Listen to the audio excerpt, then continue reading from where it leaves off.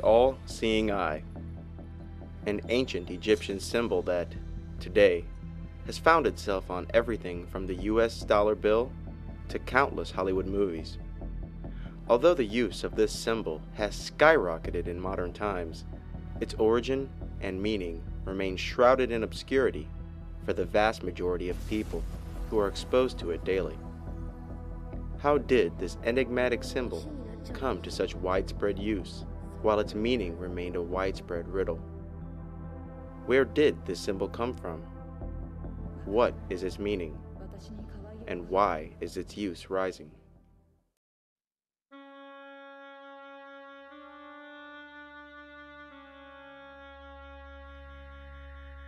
The first use of the all-seeing eye appears in ancient Egypt, more than 4,000 years ago. During those times, the all-seeing eye was associated with three separate gods of Egyptian mythology. The first of these deities is Ra, who was both a sun god and a creator god.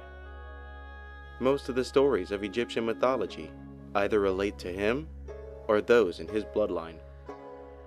Ra, according to Egyptian myth, is the creator of mankind and also ruled over the gods. He is typically described and depicted as the aging king. One of the stories, relevant to the study of the all-seeing eye, relates to a time in human history where mankind was growing rebellious to the rule of the gods, and even began to plot against the aging king Ra. Upon hearing the news that his favored creation was scheming against him, he grew wrathful and unleashes a superweapon of sorts upon mankind. Her name was Sekhmet. Sekhmet, sometimes called Hathor, is the second solar deity connected with the all-seeing eye.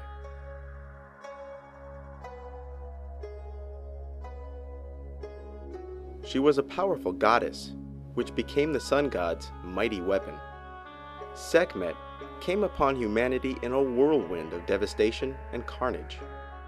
The streets ran red with blood, and none, not even the sun god, could stop her.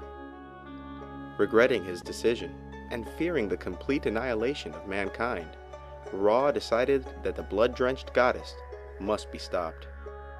So he schemed to end her rampage by getting her drunk with beer made to look like blood. Wadjet is yet another name of this goddess, but it is also the original name for the all-seeing eye. The eye is associated with a third Egyptian god named Horus. The stories told about Horus mainly relate to his quest for revenge against his evil uncle, another god named Set. Set, who is the Egyptian god of storms and darkness, killed Horus's father Osiris and illegitimately took Osiris's throne. Horus, the son of Osiris and rightful heir to the throne, found himself in danger and exiled. In one of the many battles between Horus and his uncle Set, Horus had his left eye gouged out. In some Egyptian accounts, it was the right eye of Horus that was gouged out. The all-seeing eye, often called the Eye of Horus, was not only a symbol for the deity himself, but a symbol of protection and well-being. Horus, similar to Sekhmet, is a deity associated with combat and war. After the fall of the great Egyptian civilization, the all-seeing eye fell out of visibility. Thousands of years go by before this archaic symbol once more re-emerges as the logo for a secret society founded in southern Germany called the Illuminati.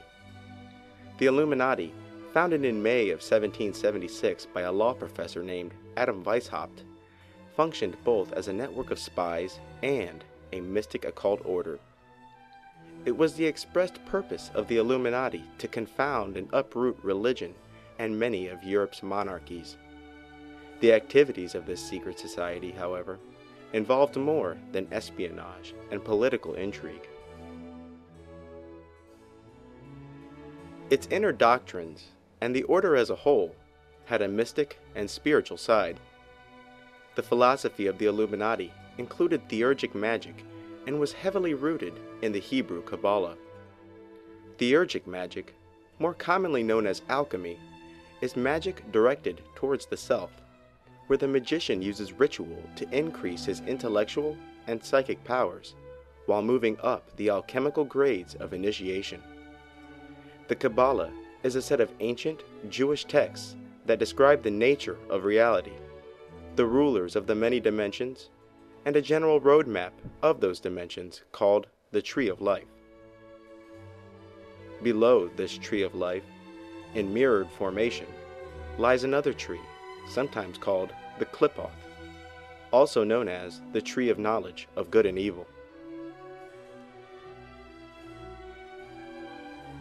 The public face of the Illuminati preached goodwill and brotherhood for all men, and submitted to the world that religion and national borders were roadblocks to world peace and the brotherhood of humanity. Some who rejected invitations to join the Illuminati saw the organization in a much more sinister light.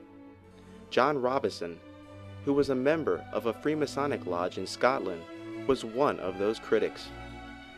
Mr. Robison, who himself was a professor in philosophy, claimed that he was approached and offered membership into the Illuminati secret society. What he soon discovered about the Illuminati troubled him dearly, propelling him to author an exposé on the group. His book, Proofs of a Conspiracy, published in 1778, details his experience within the outer circles of the Illuminati secret society. John Robison claimed that some members of the Illuminati had openly boasted that the true ambition and destiny of their organization was to quote-unquote rule the world. He goes on to state that the inner teachings had more to do with the magic and the occult than with politics. He further details how the Illuminati had begun to infiltrate and recruit from Masonic lodges throughout Europe. In his book, John notes how the members of Freemasonry are rarely Masons by profession, and that many individuals who desired to join Freemasonry were after knowledge of a more occult nature.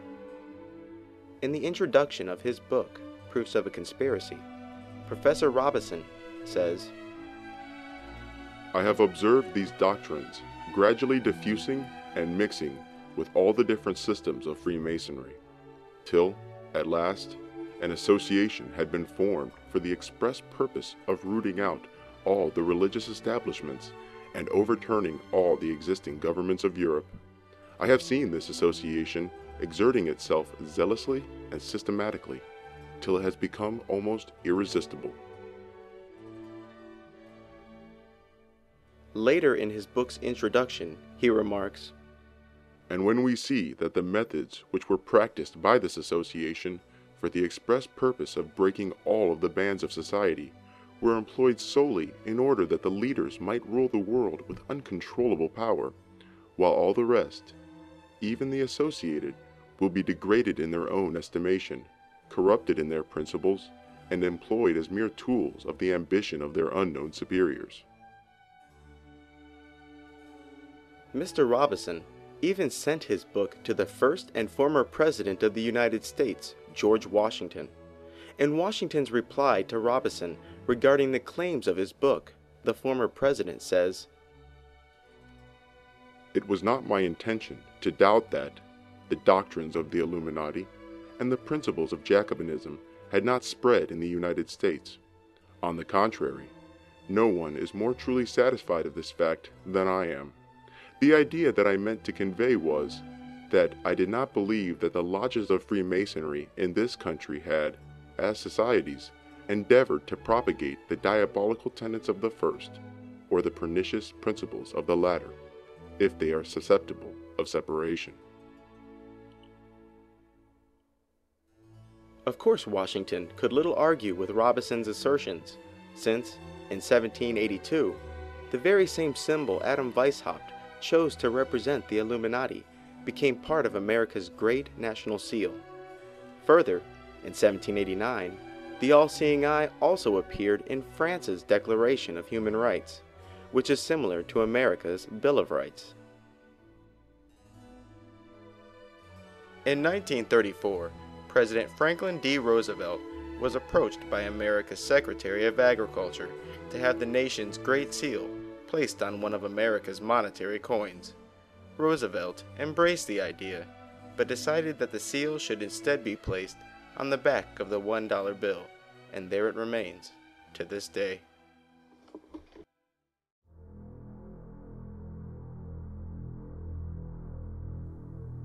Those who are engaged in Satanism also make heavy use of the all-seeing eye. Instead of associating the eye with the Egyptian gods Horus, Ra, and Sekhmet, these black magicians refer to the all-seeing eye as the Eye of Set. Set, as stated previously, is the Egyptian god of storms and darkness. Despite the fact that Egyptian mythology never associates the all-seeing eye with the Egyptian god Set, modern black magicians do. The Egyptian god Set is, in the eyes of Satanists, the very same entity as Satan from the Bible. They claim that Set is simply another name for the dark lord of the underworld that Christians speak of, to such the extent that one of the most famous satanic churches is called the Temple of Set. The Roman god Saturn is yet another mythological deity that they closely relate to the being that Christians call Satan. So, predictably, the all-seeing eye is featured in countless books relating to Satanism and black magic. The symbolic interpretation of the pyramid which often surrounds the eye is also a repeating theme among occultists. The first of these interpretations is that of the Trinity, which is the Father, the Mother, and the Son. The second interpretation is that of the infernal Trinity, who is the dragon, the whore, and the beast. The third symbolic interpretation of the pyramid is that of a phallic symbol. A phallic symbol is something that symbolizes the male generative principle. You see, in the occult, an upward pointing triangle is a symbol of the magical element fire, and fire represents the male principle. Aleister Crowley, easily the most famous black magician, made numerous references to the all-seeing eye as the Eye of Set, or the Eye of Satan, and